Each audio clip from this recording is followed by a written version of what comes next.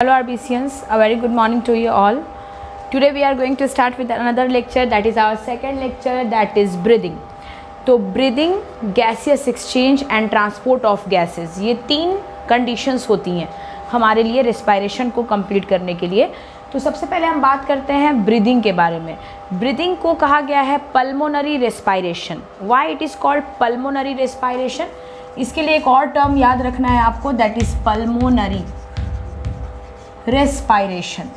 Pulmonary का मतलब होता है the respiration related with the lungs region. हमारे लंग्स रीजन से जो रेस्पायरेशन रिलेटेड होगा उसी को हम क्या कहते हैं, पल्मोनरी रेस्पायरेशन कहते हैं. तो यहाँ पर जो ब्रीदिंग है इसके दो मैकेनिज्म्स आपको समझने हैं. पहला है इंस्पायरेशन और दूसरा है एक्सपायरेशन. इंस्पायरेशन का मतलब होता है स्टूडेंट इनटेक ऑफ O2. हम ब्रीदिंग करते हैं तो हम ऑक्सीजन लेते हैं. और एक्सपायरेशन का मतलब होता है एक्सेल ऑफ CO2, यानी कि ऑक्सीजन लेना और CO2 को रिलीज़ कर देना. इन दोनों ही मैकेनिज़्म के पूरा होते ही हमारी वन ब्रीदिंग कंप्लीट होती है. एक इंसान एक बार ब्रीदिंग करता है तो वो ऑक्सीजन लेता है और कार्बन को छोड़ देता है, यानी कि रिलीज़ कर देता है. तो एक मिनट में जो ब्रीदिंग रेट बताई गई है that is 12 to 15 times in a normal adult person. तो ब्रीदिंग से रिलेटेड एक चीज़ और याद रखिए, ब्रीदिंग रेट जो है दैट इज 12 to 15 टाइम्स. ठीक है, 12 to 15 टाइम्स. अब मैं आपको कुछ बता दूं कि कैसे आखिर ऑक्सीजन की एंट्री होती है और कैसे हमारा CO2 बाहर चला जाता है. ये सब कुछ डिपेंड करता है दो चीज़ पर.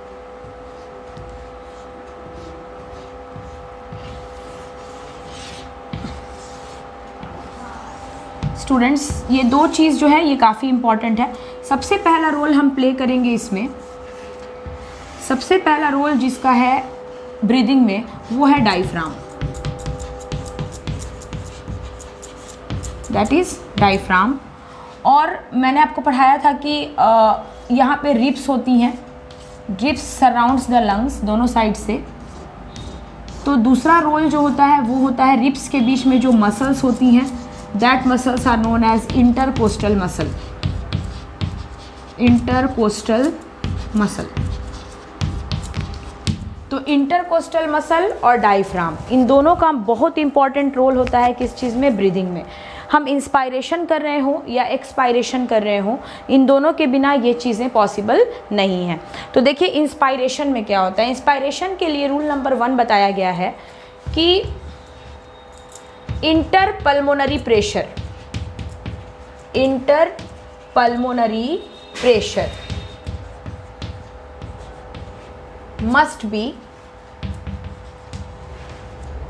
must be less than atmospheric pressure. कहा गया कि बाहर में जो प्रेशर है उस प्रेशर से बहुत कम होना चाहिए अंदर का प्रेशर, यानी कि पल्मोनरी प्रेशर. तो इंटरपल्मोनरी प्रेशर कम होगा और एटमॉस्फेयर में ऑक्सीजन का प्रेशर ज़्यादा होगा, तभी ऑक्सीजन का डिफ्यूज़न हो सकेगा. ऑक्सीजन डिफ्यूज़ करेगा. डिफ्यूज़न का मतलब होता है हाई कॉन्सेंट्रेशन से लो कॉन्सेंट्रेशन की तरफ मूव करना. किधर, हाई कॉन्सेंट्रेशन से लो कॉन्सेंट्रेशन की तरफ मूव कर जाना. तो कोई भी गैस जब हाई कॉन्सेंट्रेशन से लो कॉन्सेंट्रेशन की तरफ मूव करती है तो इसी को हम कहते हैं डिफ्यूज़न. और हमारा जो प्रोसेस है ब्रीदिंग का वो ओवरऑल डिफ्यूज़न पर बेस्ड है. जब हम डिफ्यूज़न के प्रोसेस को समझेंगे तो ही हमको ये समझ आएगा. तो डिफ्यूज़न का मतलब होता है movement of any gas from its high pressure या high concentration from its to its low concentration या लो प्रेशर. तो देखिए यहाँ पे लिख दिया गया कि अगर आपको ऑक्सीजन को अंदर लाना है तो ऑक्सीजन का प्रेशर एटमॉस्फेयर में क्या होना चाहिए, हाई.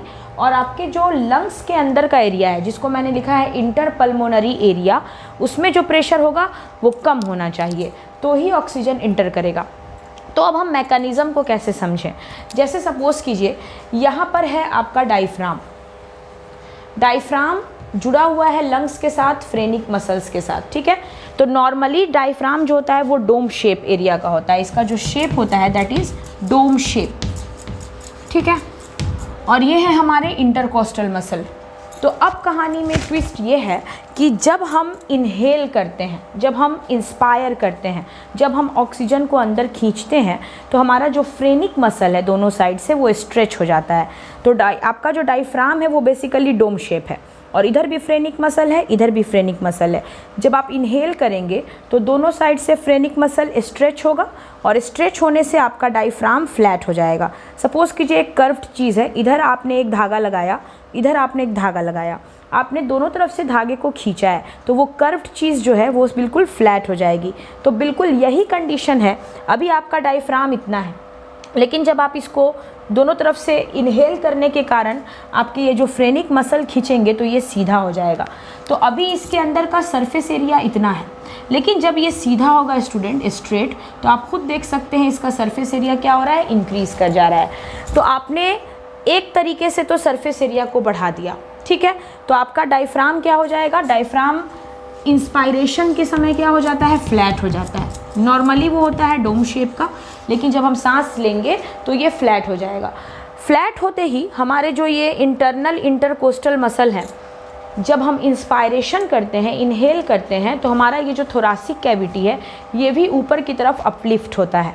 ऊपर की तरफ अपलिफ्ट होने से इस एरिया में भी स्ट्रेचिंग होती है। ये भी जो होते हैं ये फैलते हैं, दे एक्सपैंड। आपका जो थोरासिक कैविटी है वो फैलेगा। फैलने में इंटरकोस्टल मसल इसकी मदद करता है, इसको खींचता है दोनों तरफ से। तो आपके अंदर का जो रीजन है, जो इसका चौड़ाई है, ये जो एरिया था ये भी क्या होगा, बढ़ जाएगा। सपोज़ कीजिए ये एरिया थोड़ा सा इंक्रीज़ कर जाएगा, क्योंकि हमारा थोरासिक कैविटी भी एक्सपेंड हो रहा है। तो यहाँ पर लॉन्गिट्यूडनल एरिया भी इंक्रीज़ कर रहा है, और यहाँ पर जो हॉरिजॉन्टल एरिया है ये भी इंक्रीज़ कर रहा है। दोनों साइड से हमने सरफेस एरिया को क्या किया, बढ़ा दिया। सरफेस एरिया के बढ़ते ही स्टूडेंट्स प्रेशर अंदर का ऑटोमेटिक क्या हो जाएगा, कम हो जाएगा, क्योंकि आपने पढ़ा होगा जहाँ पर एरिया बढ़ा दिया जाता है वहाँ पर प्रेशर कम हो जाता है। तो हमने इस दो प्रोसेस से, by the help of diaphragm और by the help of intercostal muscle, internal intercostal आप कह सकते हैं इसको, तो इस दोनों मसल्स की मदद से हमने अपने थोरासिक एरिया को एक्सपैंड कर दिया। हमने इनहेल किया, फ्रेनिक मसल खींची और डायफ्राम हमारा फ्लैट हो गया। हमने इनहेल किया, हमारे ये जो इंटरकोस्टल मसल है वो खींचे और थोरासिक कैविटी बढ़ गई। तो इन दोनों के इनलार्जमेंट से सरफेस एरिया क्या हो रही है, बढ़ जा रही है। सरफेस एरिया के बढ़ते ही अंदर का प्रेशर क्या हो जाएगा, डिक्रीज़। और कंडीशन यही चाहिए थी कि इंटरपल्मोनरी प्रेशर डिक्रीज़ कर दिया जाए, तो आसानी से क्या होगा, ऑक्सीजन जो है वो अंदर चला आएगा, तो इंस्पायरेशन हमारा पूरा हो जाएगा। तो इंस्पायरेशन के लिए डिफ्यूज़न कंडीशन है। डिफ्यूज़न के साथ साथ हमारी मदद कौन कर रहा है, डायफ्राम। डायफ्राम फ्लैट हो जा रहा है और इंटरकोस्टल मसल एक्सपैंड हो जाएंगे, दे विल एक्सपैंड। एक्सपैंड होते ही किस में इंक्रीज़ होगा students, surface area. Surface area increase करेगा और इसके इंक्रीज़ करते ही क्या घट जाएगा, प्रेशर अंदर का घट जाएगा। सरफेस एरिया आपने बढ़ा दी और आपका प्रेशर कम हो गया। इससे फ़ायदा ये हुआ कि हमको जो कंडीशन चाहिए थी कि इंटरपल्मोनरी प्रेशर लेस रहे, वो हमने लेस कर दिया और हमारा ऑक्सीजन अंदर की तरफ एंट्री कर चुका है। तो ये था हमारा इनहेलेशन आप या इंस्पायरेशन। आप इसको आराम से रिवीजन के तौर पर 2-3 बार देखिएगा, आपको ये बिल्कुल समझ में आ जाएगा। नेक्स्ट कंडीशन है एक्सपायरेशन। अब देखिए, अब आपको अंदर से बाहर निकालना है CO2 को, तो ऑटोमेटिक है कि CO2 का प्रेशर अंदर में हाई होना चाहिए, high CO2 must be there, ठीक है, तभी तो ये, और बाहर में इसका प्रेशर क्या होना चाहिए, लो CO2 होना चाहिए बाहर में। तो अब अंदर में हाई CO2 करना है, यानी कि अंदर में कार्बन का प्रेशर आपको बढ़ाना है। तो अब आप ध्यान दीजिएगा, अब आपने स्ट्रेच किया हुआ था अपनी बॉडी को इनहेलेशन में, अब आप जैसे ही सांस छोड़ते हैं, एक्सपायरेशन करते हैं, एक्सहेलेशन करते हैं, आपकी बॉडी वापस रिलैक्स हो जाती है and all the stretched organ, all the expand parts come to original position. जो जहाँ स्ट्रेच हुआ था वो वापस अपने ओरिजिनल पोजीशन पर आएगा। तो आपका डायफ्राम फिलहाल ऐसे था, जो कि फ्रेनिक मसल स्ट्रेच थे। अब आपके फ्रेनिक मसल रिलैक्स हो जाएंगे, दोनों तरफ से आपने धागे को वापस छोड़ दिया, तो ये वापस अपने नॉर्मल शेप में आ जाएगा। Diaphragm will again becomes dome shape. तो जैसे ही ये नॉर्मल शेप में आया तो डायफ्राम वापस यहाँ आ जाएगा और अंदर का सरफेस एरिया यहाँ पे कम, और जो इंटरकोस्टल मसल थी, फिलहाल हम इसको एक्सटर्नल इंटरकोस्टल मसल बोल सकते हैं, ये क्या होगी, ये भी अपने जगह पे वापस आएगी। जो स्ट्रेच की हुई मसल थी, सरफेस एरिया को इसने बढ़ाया था, वो वापस सांस छोड़ने के समय क्या होगी, अपने पोजीशन पर आएगी और अंदर का भी सरफेस एरिया जो चौड़ाई में बढ़ा था वो भी कम हो जाएगा।